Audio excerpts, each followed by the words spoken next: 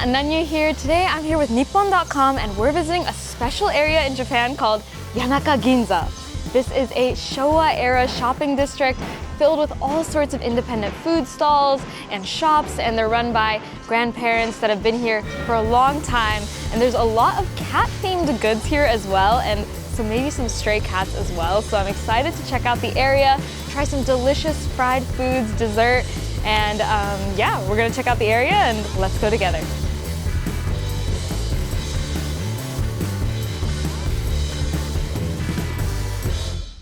I have definitely heard about this area recently from some friends because I know that Tokyo has pretty well affordable things, but I will be honest, this area is really popular because things are a lot cheaper. So you can find a lot of like cute souvenirs that you can give friends, and so I'm excited to see what I can find today. So we've made it here to one of the shops and it is called Matsunoya. So Yanaka Ginza is really popular because you can find a lot of affordable souvenirs for friends to take back home.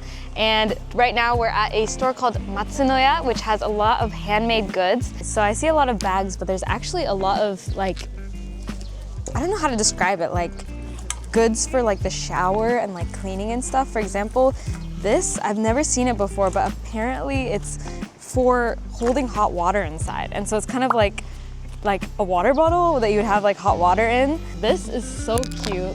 This is for your laundry. So this is how people did laundry in the past, you know, like get the clothes against this wooden board.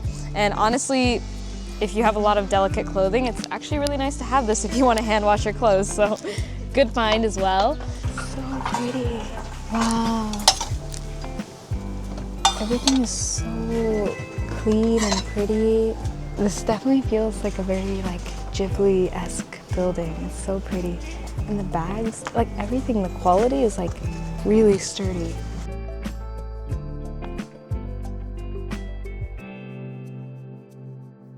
That was really fun. Everything was so cute. And I kind of want to explain a little bit more about this store. So as you can see, I called the store, it's called Matsunoya, but actually right here it says Kurashi no Dogu. And what that means is tools for essentially life or living. And so as you can see, there were definitely a lot of items for living, whether it's cleaning, food, and just basic life essentials. And so I did find a life essential that I would need, so I'm gonna go back and get it right now. Okay, and now we're heading into the actual Yanaka Ginza street. And you might notice I got something for myself here at the store earlier. It's the perfect size for my phone, so I thought it would be great to have.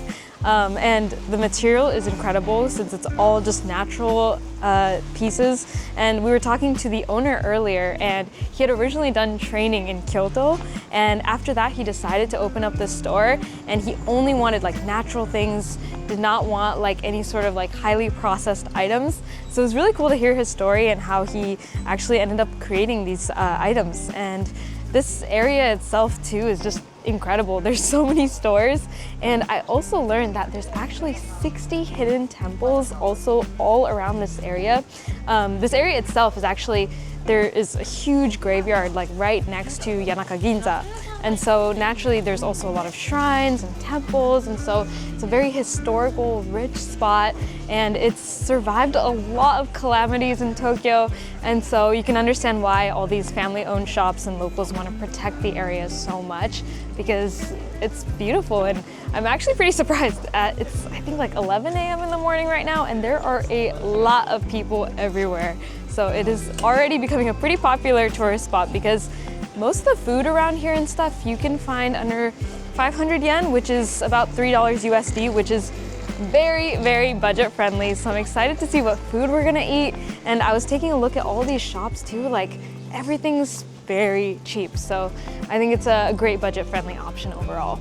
The next shop that we're heading to is pretty exciting because it's a lot of chopsticks, spoons, and just like day-to-day items. And I'd seen it in some other videos, so I'm hoping I can find some cute things there as well.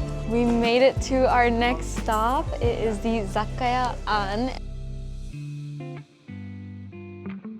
Zakaya means like general store, so you can find all general goods here.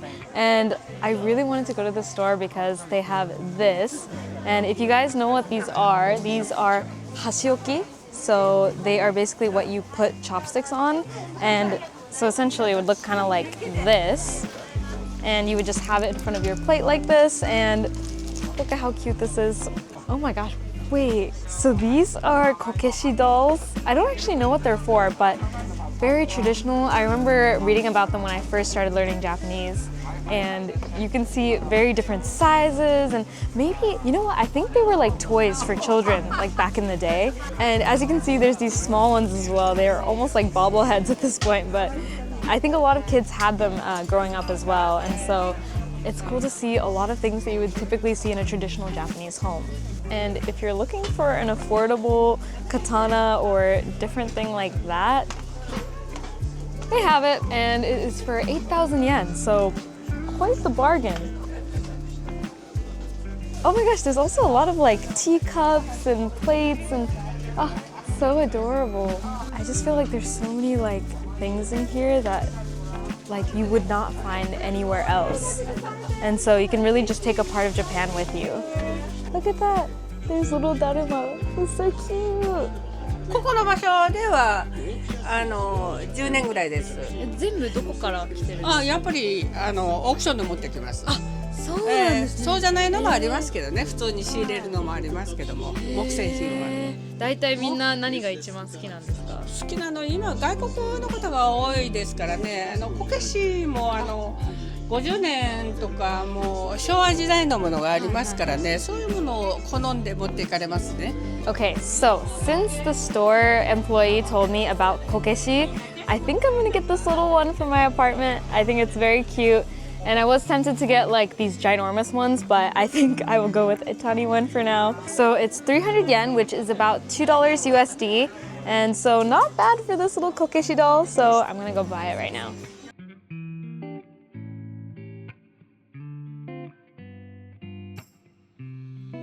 Now we're here to try a Japanese special, and that is kakigori, which is shaved ice. So this place is called Himitsu-do, and Himitsu means secret, and do is kind of like restaurant or store, shop. And so I'm curious to see what secrets they have inside.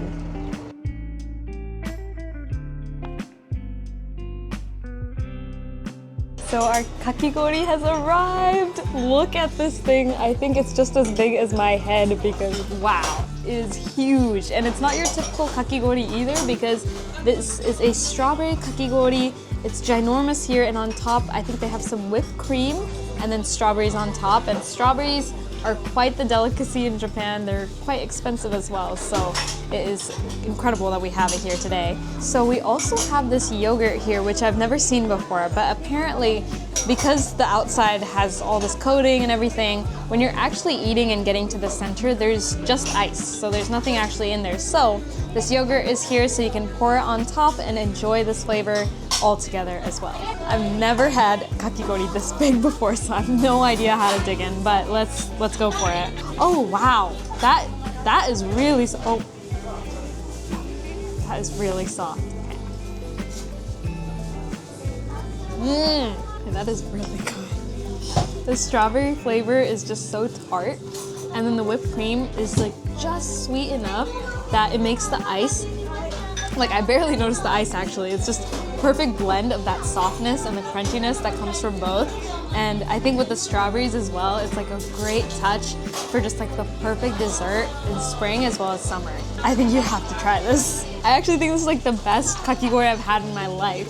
Like it's that good. So now that we've gone through most of the kakigori, I'm now going to place the yogurt over here over most like this plain ice.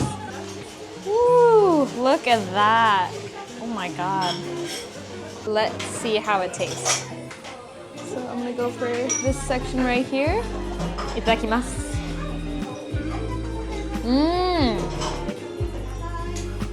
Wow. I didn't think it could get better, but it definitely did because the yogurt is like this soft but tart taste that comes completely out of nowhere. It's like another level with the whipped cream because the whipped cream was pretty light, airy and all that, but the yogurt adds like another dimension of flavor to this. Like, I could cry. This is the best kakigori I've had in my life. So if you guys are coming here to Yanaka Ginza, definitely go to Himitsu-do. That's the only thing I'll tell you. the best. Wow, so we had a wonderful day at Yanaka Ginza. As you guys saw, this place has so much history, and truly the shop and the shop owners were just super friendly. So if you're thinking about visiting Japan, and specifically Tokyo for these budget-friendly spots, I would highly recommend checking out this area. And if you guys want to learn more about Japan, definitely check out Nippon.com because they have a ton of articles about all things Japan. And let me know in the comments which store today was your favorite. And with that, I'll see you guys in the next video. Bye!